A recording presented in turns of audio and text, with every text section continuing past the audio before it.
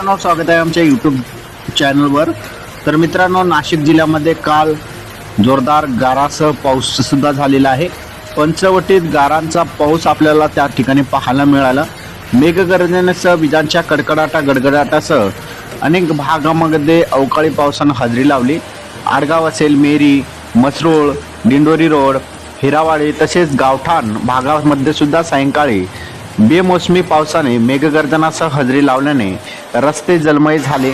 अनेक शेतकऱ्यांचं नुकसान झालं। अनेक शेतकऱ्यांच्या गारामुळे संपूर्ण पिकांचं नुकसान झालेलं आहे।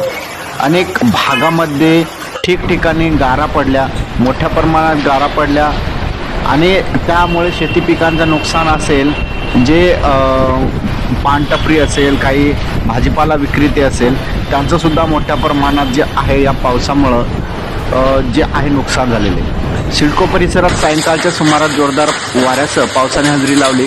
यामुळे रस्त्यावर पाणी साचल्याचे दिसून आले। तसेच यामुळे भाजी विक्रेता यांचे हाल झाले।